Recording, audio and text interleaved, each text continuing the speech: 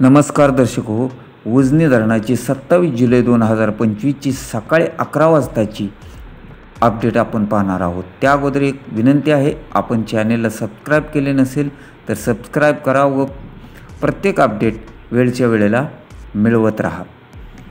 सकाळी 11 वाजताच्या आलेल्या ताज्या अपडेटनुसार भीमा नदी पात्रामध्ये किती पाणी सोडले जात आहे याचा सविस्तर आढावा आपण घेणार आहोत।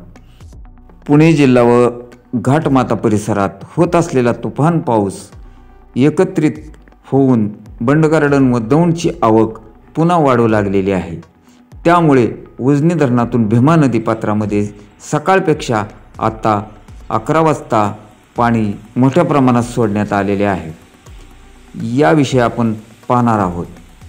तर सकाळी 6च्या अपडेटनुसार उजनी धरणामध्ये 34,233 क्युसेक्सने पाणी येत होते व भीमा नदीमध्ये 25,000 क्युसेकचा विसर्ग सुरू होता।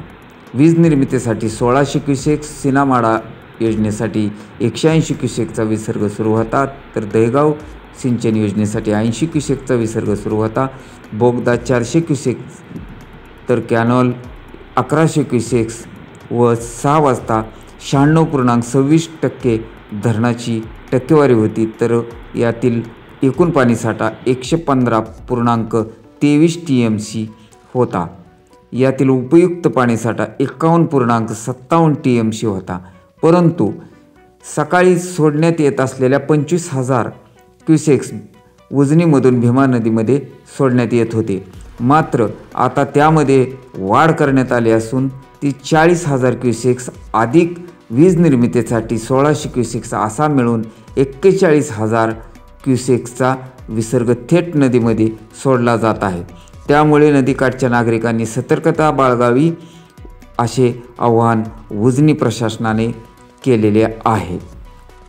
अर्थातच पुणे जिल्ह्यातील वीर भाटघर धरणातून नीरा नदीमध्ये सोडला जाणारा विसर्ग व उजनीचा विसर्ग असा एकत्रित विसर्ग पंढरपूरमध्ये आल्यास दगडी पूल हा पाण्याखाली जाणार असून भीमा ही दुथडी भरून वाहणार असल्याचे समजते।